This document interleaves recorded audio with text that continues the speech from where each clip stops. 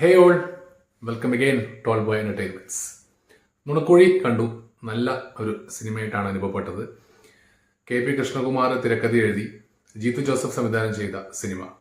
എനിക്ക് തോന്നുന്നു പൊതുവെ ജീത്തു ജോസഫിന്റെ ഒരു രീതിയാണ് 2-3 ഹിറ്റ് പടങ്ങൾ ചെയ്ത് കഴിയുമ്പോൾ ഒരു ഫൺ എലമെന്റുള്ള സിനിമ ചെയ്യാനുള്ളത്.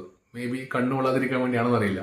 കാരണം ഇതിനു മുന്നേ ഊഴം, ദൃശ്യം 1 ഇതൊക്കെ ചെയ്ത് കഴിഞ്ഞപ്പോഴാണ് പുള്ളി എനിക്ക് തോന്നുന്നു മിസ്റ്റർ ആൻഡ് മിസ്സിസ് റൗഡിയോ അങ്ങനത്തെ പറഞ്ഞിട്ട് നമ്മുടെ കാളിദാസ് ജയറാമും അപർണ ബാലമുരളിയും കോംബോയിൽ ഒരു സിനിമ ഇറക്കിയിരുന്നു.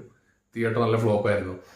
പക്ഷേ ഈ സിനിമ ഇപ്പോൾ ദൃശ്യം 2 അതിന്റെ വലിയ വിജയത്തിന് ശേഷം, കൂമന്റെ വിജയത്തിനൊക്കെ ശേഷം അദ്ദേഹം ചെയ്യുന്ന സിനിമ, ഈ സിനിമ ഇറങ്ങുമ്പോൾ ഇത് കാണാനുള്ള ഒരു പ്രതീക്ഷ എനിക്ക് തന്ന 2 കാര്യം എന്ന് പറഞ്ഞത്, ഒന്ന് ഇദ്ദേഹം ചെയ്യുന്ന ഫൺ ഓറിയന്റഡ് ആയിട്ടുള്ള സിനിമയാണെന്നുള്ള കാര്യം, വേറെ ഒന്ന് നമ്മുടെ ബേസിൽ ജോസഫും അതുപോലെ നമ്മുടെ ഗ്രേസ് ആന്റണി ഈ 2 കോംബോയിൽ വരുന്ന ആ ഒരു സിനിമ.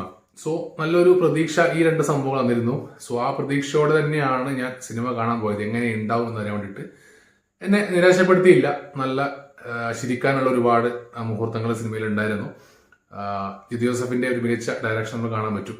അതായത് ഇതിലും ത്രില്ലർ തന്നെയാണ്, ക്രൈം ത്രില്ലറാണ് ഇതിലും പറയുന്ന ജോണർ. പക്ഷെ ആ ക്രൈം ത്രില്ലറിനെ ഒരു കോമഡി രീതിക്ക് കൊണ്ടുപോയിട്ടാണ് ഈ സിനിമ അവസാനിപ്പിക്കുന്നത്. ഫസ്റ്റ് മുതൽ ലാസ്റ്റ് വരെയും ഫുൾ ത്രൂ ഔട്ട് കോമഡിയിലാണ് പോകുന്നത്. കാരണം നമുക്ക് പല സീനുകൾ നമുക്ക് പ്രൊഡിക്റ്റ് ചെയ്യാൻ പറ്റുന്നില്ല. കാരണം ഇത്തരം ഒരു ടൈപ്പ് ഓഫ് സിനിമകൾ, കോമഡി സാധനങ്ങൾ നമ്മൾ കണ്ട് ശീലിച്ച ഒരു ക്ലീഷേ ടൈപ്പ് സാധനങ്ങൾ ഉണ്ടാവും, അല്ലെങ്കിൽ നമുക്ക് എക്സ്പെക്ട് ചെയ്യാൻ പറ്റും, അല്ലെങ്കിൽ പ്രൊഡിക്റ്റ് ചെയ്യാൻ പറ്റുന്ന സീനുകൾ ഉണ്ടാവും. പക്ഷെ ഇതിലങ്ങനെ നമുക്ക് ഒരു പ്രൊഡിക്ഷൻ തരുന്നില്ല. ചില സീനുകളൊക്കെ ഉണ്ടായിരുന്നു, പക്ഷെ ഓൾ ഓവർ നോക്കുകയാണെങ്കിൽ നമുക്ക് പ്രൊഡിക്റ്റ് ചെയ്യാൻ പറ്റുന്ന സീൻസ് കുറവായിരുന്നു. അതിന് നല്ല ഫൺ ഓറിയന്റഡ് ആയിട്ട് തന്നെ സംഭവം കൊണ്ടുപോയിട്ടുണ്ട്. സോ ആ ഒരു ഇതിക്ക് നോക്കുകയാണെങ്കിൽ ഈ ഒരു സിനിമ നല്ല വിജയം തന്നെയാണ്. KP കൃഷ്ണകുമാറാണ് ഇതിന്റെ തിരക്കഥ. അതുപോലെ മ്യൂസിക് ചെയ്തിരിക്കുന്നത് വിഷ്ണു ശ്യാം. മ്യൂസിക് ഒരു 2-3 പാട്ടങ്ങാനുണ്ട്. അത് ഒരു സിറ്റുവേഷൻ അനുസരിച്ചുള്ള ഒരു റാപ്പ് മിക്സ് പോലെയൊക്കെ തോന്നിക്കുന്ന ആ ടൈപ്പ് ഓഫ് സോങ്സ് ആണ്. നല്ല രസമുണ്ടായിരുന്നു തിയേറ്ററിൽ കേൾക്കാൻ വേണ്ടിയിട്ട്.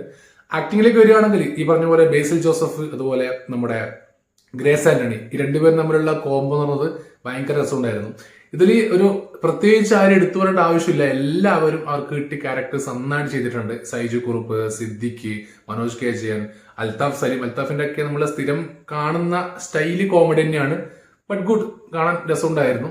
പിന്നെ ഈ കഥ കൊണ്ടുപോയ രീതി നല്ല ഭംഗിയുണ്ടായിരുന്നു. കാരണം ഓരോ ക്യാരക്ടേഴ്സിലേക്കും ഈ സിറ്റുവേഷൻ അല്ലെങ്കിൽ ഈ കഥ എത്തിപ്പെടുന്ന രീതി എന്ന് പറഞ്ഞത് നല്ല അടിപൊളിയായിരുന്നു. സോ ഈ ആക്ടിങ്ങിൽ പറയുകയാണെങ്കിൽ എനിക്ക് കുറച്ചുകൂടി എന്റെ ഫേവറേറ്റ് ആയിട്ട് മാറിയത് സിദ്ദിഖായിരുന്നു. സിദ്ദിഖിന്റെ ക്യാരക്ടർ ഭയങ്കര രസമുണ്ടായിരുന്നു. ഭയങ്കര വൈബ്രന്റ് ആയിട്ടുള്ള ഒരു ക്യാരക്ടറാണ് അടിച്ച് ചെയ്യുമ്പോഴൊക്കെ. സോ മൊത്തത്തിൽ രസമുണ്ടായിരുന്നു. പിന്നെ വലിയൊരു സന്തോഷം എന്ന് പറഞ്ഞത്, നമ്മൾ കോമഡി സ്റ്റാർസിലും മറ്റ് ഈ കോമഡി വേദികളിലൊക്കെ സ്കിറ്റ് ചെയ്ത് കണ്ടിട്ടുള്ള ഒരുപാട് മിമിക്രി കലാകാരന്മാര് അല്ലെങ്കിൽ അഭിനേതാക്കള് ഈ സിനിമയിലുണ്ട്. എനിക്ക് തോന്നുന്നു ദൃശ്യം 2ലും ഇതേപോലെ 1-2 കോമഡി സ്റ്റാർസിലെ താരങ്ങൾക്ക് ജീത്തു ജോസഫ് അവസരം കൊടുത്തിരുന്നു. ഇതിലും അതേപോലെ ഏകദേശം 4-5ഓളം കോമഡി സ്റ്റാർസിലൂടെ വന്ന ഒരുപാട് ആൾക്കാരെ നമുക്ക് കാണാൻ സാധിക്കുന്നുണ്ട്. സോ അവരൊക്കെ സ്ക്രീനിലേക്ക് വന്നത് കാണുമ്പോൾ വളരെ സന്തോഷം തന്നെയുണ്ട്. ത്രൂ ഔട്ട് ഈ ഒരു ഫണ്ണ് കീപ്പ് ചെയ്ത് കൊണ്ടുപോകാൻ വേണ്ടിയിട്ട് ജീത്തു ജോസഫ് ശ്രമിച്ചിട്ടുണ്ട്. രസമുണ്ട്, ഞാൻ പറഞ്ഞല്ലോ. പക്ഷെ ഇത് ഭയങ്കര സംഭവമാണ്, ഫുൾ കോമഡിയാണ്, നമുക്ക് നിർത്താണ്ട് ചിരിക്കേണ്ട ഒരു സംഭവമാണ്. അങ്ങനെ ഒരിക്കലും ഞാൻ പറയില്ല. എനിക്ക് തോന്നുന്നു സ്ക്രിപ്റ്റിനെ ഇത് ഉഷാറാക്കി വെക്കുന്നത് ഈ പറഞ്ഞ ആക്ടേഴ്സിന്റെ പെർഫോമൻസ് ആണ്. ഇവരുടെ ഈ നല്ല രീതിക്കുള്ള പെർഫോമൻസ് തന്നെയാണ് ഈ സിനിമയുടെ ജീവൻ എന്ന് പറഞ്ഞത്. അതല്ലാന്നുണ്ടെങ്കിൽ ശരിക്കും പറഞ്ഞ സിനിമ ഭയങ്കര ഡൗൺ ആയി പോകും. ഞാൻ പറഞ്ഞല്ലോ, പ്രഡിക്റ്റ് ചെയ്യാൻ പറ്റാത്ത കുറെ സീനുകൾ വരുന്നതുകൊണ്ടാണ് സിനിമയെ പിടിച്ചു നിർത്തുന്നത്.